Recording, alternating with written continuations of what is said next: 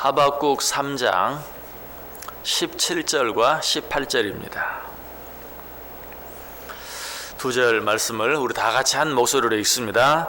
비록 무화과나무가 무성하지 못하며 포도나무에 열매가 없으며 감람나무에 소출이 없으며 밭에 먹을 것이 없으며 우리의 양이 없으며 외양간에 소가 없을지라도 나는 여호와로 말미암아 즐거워하며 나의 구원의 하나님으로 말미암아 기뻐하리로다. 아멘.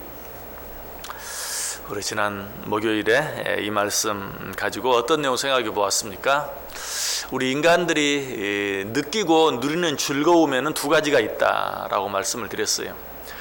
그 두 가지는 어떤 기쁨입니까? 하나는 상대적인 기쁨이고 하나는 절대적인 기쁨이다. 상대적인 기쁨은 어떤 기쁨이라고 그랬죠? 상대적인 기쁨은 눈에 보이는 어떤 상황으로 말미암아 얻는 기쁨, 눈에 보이는 어떤 상황으로 말미암아 느끼는 기쁨, 그것이 상대적인 기쁨이. 왜 이 기쁨은 상대적인 기쁨이죠? 눈에 보이는 어떤 상황이 바뀌면 기쁨도 바뀌어요. 상황이 내가 원하는 대로 되어지면 기뻐하지만 상황이 내가 원치 않는 방향으로 흘러가면 기쁨도 사라지는 것이. 그렇기 때문에 이런 기쁨은 상대적인 기쁨이다. 반대로 절대적인 기쁨은 어떤 기쁨이라고 그랬습니까? 눈에 보이는 어떤 상황으로 말미암아 기뻐하는 기쁨이 아니라 눈에 보이지 않는 것에 의해서 얻는 기쁨.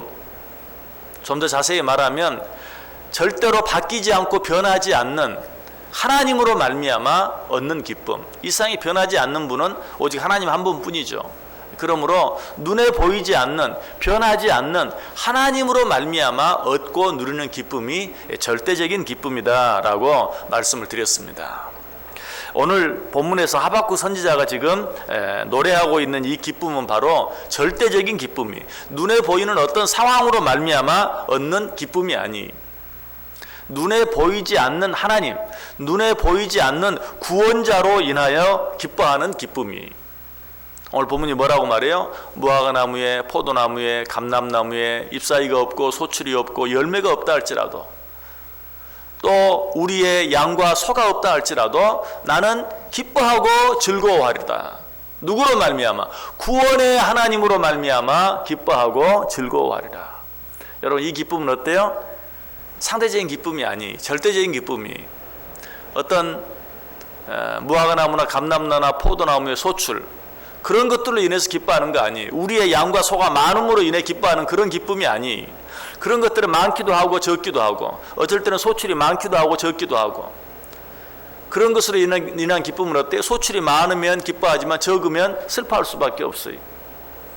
그러나 지금 하박국 선지자는 눈에 보이지 않는, 절대로 바뀌거나 변하지 않는 영원하신 구원자 하나님으로 말미암아서 기뻐하고 즐거워하고 있다. 이런 기쁨이 절대적인 기쁨이요, 이런 기쁨을 가진 자들은 비로소 사도 바울이 우리에게 말하는 것처럼 항상 기뻐하며 살 수 있어요. 구원자 하나님으로 말미암아 기뻐하지 아니하고 눈에 보이는 어떤 것으로 기뻐하는 자는 절대로 항상 기뻐할 수 없어요. 왜? 눈에 보이는 모든 상황은 언제나 바뀌기 때문에.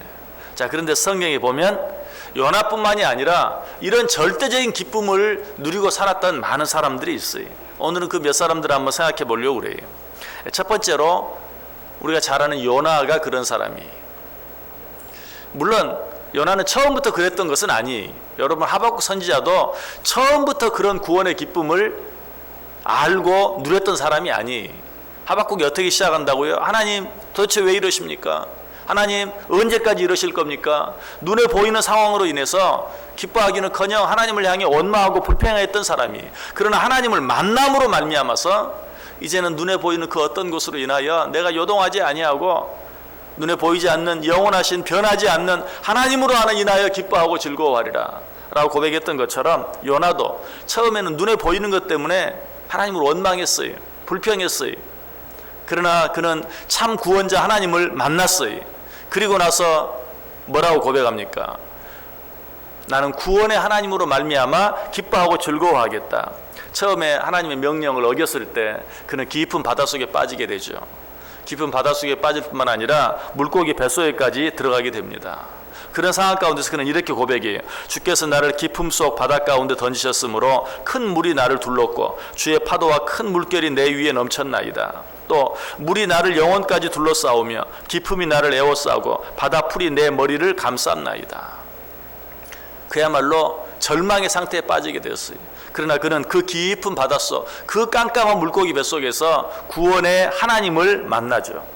요나서 2장 6절에 나옵니다. 내가 산의 뿌리까지 내려갔사오며 땅이 그 빗장으로 나를 오래도록 막았사오나 나의 하나님 여호와여 주께서 내 생명을 구덩이에서 건지셨나이다. 내 영혼이 내 속에서 피곤할 때에 내가 여호와를 생각하였더니 내 기도가 주께 이르렀사오며 주의 성전에 미쳤나이다. 그 깊은 바닷속, 그 어두운 물고기 뱃속에서 하나님을 불러 찾았더니 내가 하나님을 만났다. 거기에서 하나님을 만났다라고 이야기하고 있어요. 그때 그의 입에서 나온 고백은 어떤 고백입니까? 그 다음 절에 보면 내가 말하기를 내가 주의 목전에서 쫓겨났을지라도 다시 주의 성전을 바라보겠나이다. 내가 주의 목전에서 쫓겨났을지라도.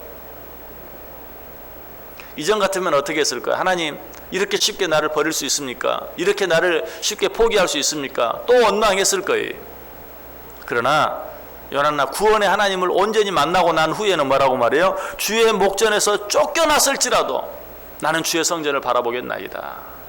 여러분, 이것이 진정한 믿음이, 이런 믿음을 가진 자들만이 항상 기뻐할 수 있어요. 주의 목전에서 쫓겨났을지라도, 주님이 더 이상 나와 함께하지 않는 것처럼 보인다 할지라도, 그럼에도 불구하고 나는 보이지 않는 하나님으로 말미암아 기뻐하고 즐거워하겠습니다.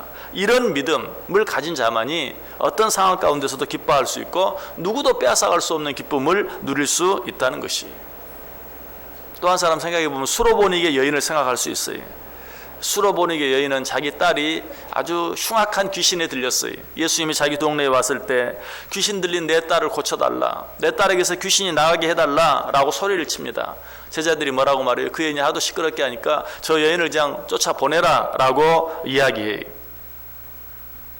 그럼에도 불구하고 예수님께서는 아무 대답도 하지 않아요. 그때 이 여인이 뭐라고 말하죠? 여자가 와서 예수께 절하며 이르되 주여 저를 도우소서. 그래서 한 번 더 예수님께서 말씀하시죠. 뭐라고 말씀하십니까? 대답하여 이르시되 자녀의 떡을 취하여 개들에게 던짐이 마땅하지 아니하니라. 얼마나 심한 말인지 몰라요. 자녀의 떡을 취하여 개들에게 던짐이 마땅하지 아니하다. 이 말은 무슨 말이? 수로보니게 여인 너는 개다 라고 말하는 것과 똑같아요. 내가 내 자녀에게 줄 떡을 어찌 너에게 던져줄 수 있느냐. 수로보니게 여인을 개 취급하는 그런 심한 말씀이. 자, 그럼에도 불구하고 이 여인은 뭐라고 말하죠? 여자가 이르되 주여 올소이다마는 개들도 제 주인의 상에서 떨어지는 부스러기를 먹나이다. 인간적으로 외적으로만 생각하면 너무나 심한 이야기를 듣고도 그럼에도 불구하고 이 여인은 지금 저 앞에 있는 사람이 나에게 뭐라고 말하는가, 내 청을 들어줄 것인가 말 것인가 그런 거 생각하지 않아요. 이 여인은 오직 지금 내 앞에 있는 분이 어떤 분인가, 저분만이 나와 내 딸을 이 어려운 상황 가운데서 건져내 줄 수 있는 유일한 구원자다, 그것만 생각했어요. 자기를 개 취급하든 자기에게 뭐라고 하든 그런 것은 전혀 신경 쓰지 않았어요. 그런 것에 아랑곳하지 않았어요. 나와 내 딸을 구원할 수 있는 구원자는 오직 저 주님 한 분뿐이다. 그것만 생각했어요. 그랬을 때 자기를 개 취급하는데도 그것 때문에 원망하거나 불평하거나 침을 뱉고 돌아서는 것이 아니라 개도 주인의 상에서 떨어지는 부스러기를 먹지 않습니까? 라고 끝까지 주님을 바라볼 수 있었다는 사실이. 이것이 믿음이고 이런 믿음이 바로 좋은 믿음이. 그래서 이 예수님께서 이 수로보니게 여인을 향해서 뭐라고 말합니까? 이에 예수께서 대답하여 이르시되 여자여 내 믿음이 크도다, 내 소원대로 되리라. 예수님께서 그 믿음을 칭찬하셨어요. 눈에 보이는 상황을 바라보지 아니하고 오직 내 앞에 계신 예수 그리스도 한 분만을 바라보는 그 믿음, 그 믿음이 진정한 믿음이라고, 그 믿음이 큰 믿음이라고 칭찬하신 것을 보게 돼요. 여러분, 우리는 이 수로보니게 여인의 이 믿음을 통해서 또 한 가지 놀라운 사실을 보게 돼요. 그것은 무엇이냐면 상황에 아랑곳하지 않는 믿음만이 비로소 상황을 바꿔놓을 수 있다는 것. 상황에 아랑곳하지 않는 믿음, 상황이 어떻게 되든지 아랑곳하지 아니하고 끝까지 구원자 하나님만을 바라볼 수 있는 믿음, 이 믿음이 비로소 내 앞에 있는 모든 상황을 바꿔놓을 수 있어요. 이 수로보는 여인이 그렇게 했을 때 예수님께서 그 여인의 믿음을 칭찬했고 그 뒤에 뭐라고 말합니까? 그때로부터 그의 딸이 나으니라 라고 이야기하고 있어요. 상황에 아랑곳하지 않는 믿음, 이런 믿음을 가진 자들만이 항상 기뻐할 수 있다. 한 사람 더 생각해 보죠. 시편 42편 저자. 이 시편 42편은 고라 자손들이 지은 시인데요. 이 시편 42편 보면 그 시작이 마치 하박국이 시작하는 것과 똑같아요. 시편 42편 9절 10절에 보면 내 반석이신 하나님께 말하기를 어찌하여 나를 잊으셨나이까? 내가 어찌하여 원수의 압조로 말미암아 슬프게 다니나이까 하리로다. 내 뼈를 찌르는 칼같이 내 대적이 나를 비방하여 늘 내게 말하기를 내 하나님이 어디 있느냐 하도다. 여기 보면 시편 42편 저자가 하나님을 향해 질문하죠. 뭐라고? 어찌하여 나를 잊으셨나이까? 어찌하여 원수의 압조로 말미암아 내가 슬프게 다니게 하나이까? 하박국 선지서의 처음 내용과 똑같죠. 하박국 선지자가 뭐라고 말해서 하나님 어찌하여 불의가 판을 치도록 내버려 둡니까? 어찌하여 의인들이 고난을 당하도록 내버려 둡니까? 하박국 선지자가 똑같이 물었어요. 자, 그런데 이 시편 42편 저자의 고백이 뒤로 가면서 어떻게 바뀌는가? 시편 41편 11절에 보면 내 영혼아 내가 어찌하여 낙심하며 어찌하여 내 속에서 불안해하는가? 너는 하나님께 소망을 두라. 나는 그가 나타나 도우심으로 말미암아 내 하나님을 여전히 찬송하리로다. 자, 아까도 어찌하여가 2번 나오고 뒤에도 어찌하여가 2번 나와요. 그런데 말은 똑같은데 앞에서 말은 어찌하여하고 뒤에서 말은 어찌하여가 완전히 달라요. 앞에서는 하나님 어찌하여 이렇게 하십니까? 하나님 어찌하여 내가 악한 자들의 압제를 받게 하십니까? 하나님께 따지는 어찌하였어요. 그러나 뒤에 나타나는 어찌하여는 누구를 향한 것입니까? 하나님을 향한 게 아니고 자기를 향한. 내 영혼아 내가 어찌하여 낙심하며 어찌하여 내 속에서 불안해하느냐. 아까는 하나님을 향해 원망하다가 이제는 자기를 꾸짖는 거예요. 하나님이 계시는데 하나님 바라보지 아니하고 눈에 보이는 것만 바라보면서 어찌하여 네가 낭망하고 어찌하여 실망하느냐.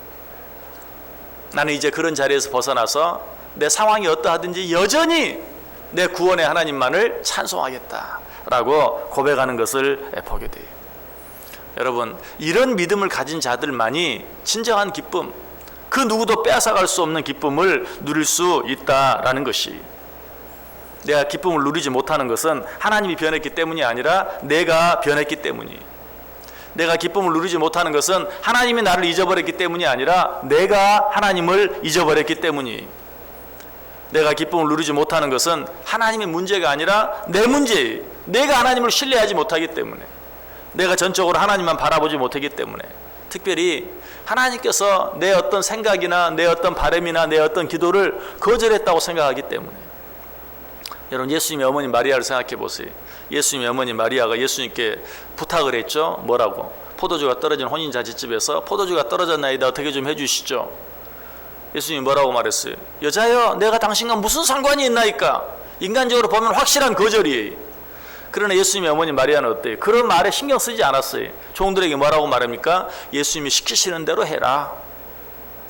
외적으로는 뭐 이미 끝났어요. 여자여 나와 무슨 상관이 있나이까? 그러나 어찌하여 어머니 나에게 그렇게 할 수 있나이까? 라고 뭐 묻거나 따지거나 실망하거나 서운해하거나 그러지 아니하고 돌아서서 종들에게 주님께서 시키는 대로 하라. 그랬을 때 어때요? 모든 상황이 바뀌어지고 변화되어지는, 처음 것보다도 훨씬 더 맛 좋은 포도주를 맛볼 수 있는, 포도주가 뭘 상징합니까? 기쁨을 상징하죠. 처음에 누렸던 것보다 훨씬 더 좋은, 그것과는 비교할 수 없는 기쁨을 누리게 될 수 있었어요. 언제? 상황을 바라보지 아니하고 끝까지 변하지 않는 주님만을 바라보았을 때 그런 기쁨을 누릴 수 있었다는 사실이. 여러분, 우리의 상황이 혹시 하나님께서 나를 잊어버린 것 같고 하나님께서 나를 버리신 것 같고 하나님께서 내 요청을 거절하신 것처럼 느껴지는 그런 어떤 어려운 상황 가운데 있습니까? 상황을 바라보지 마세요. 주님을 바라보세요. 그렇게 할 때만 우리는 누구도 빼앗아갈 수 없는 진정한 기쁨, 영원한 기쁨을 항상 기뻐하면서 살아갈 수 있는 것이, 오늘 하박국 선지자가 그러했어요. 오늘 하박국 선지자는 감람나무의 소출도 보지 않았어요. 포도나무, 무화과나무 열매도 보지 않았어요. 우리의 양과 소도 보지 않았어요. 오직 구원의 하나님만 바라보았어요. 구원의 하나님으로 인하여 기뻐하고 즐거워하리라. 눈에 보이는 것들로 인하여 기뻐하는 자들의 기쁨은 금방 빼앗아갈 수 있어요. 왜? 그 무화과나무 소출만 없애면 돼. 포도나무, 감람나무의 열매만 이전보다 적게 만들면 돼. 우리의 양, 소 그것들을 다 없애버리면 그 기쁨은 금방 사라지고 말아요. 그러나 구원의 하나님으로 인한 기쁨은 어때요? 누구도 빼앗아갈 수 없어요. 왜? 구원의 하나님을 빼앗아갈 수 있는 존재는 이 세상에 아무도 없기 때문에. 오늘 하루 어떻게 살기를 원하십니까? 2017년 한 해를 어떻게 살기를 원하십니까? 벌써 1월 마지막 날이 시간이 얼마나 빠른지 몰라요. 눈에 보이는 상황으로 인해서 조급해하거나 그런 것들로 인해서 원망하거나 불평하거나 그렇게 하며 살아가는 것이 아니라 변하지 않는 항상 동일한 나의 구원자 하나님으로 인하여 내 구원이, 내 생명이, 나의 모든 것이 하나님의 손에 달려있는 줄 믿고 하나님만 바라보며 살아갈 때 오늘 하루 그리고 이 한 해 누구도 빼앗아갈 수 없는, 누구도 빼앗아갈 수 없는 주님만이 주실 수 있는 그 진정한 기쁨, 영원한 기쁨, 변하지 않는 그 기쁨을 풍성히 누리며 살아갈 수 있는 복된 하루, 복된 한 해 꼭 되실 수 있기를 주님의 이름으로 간절히 축원합니다.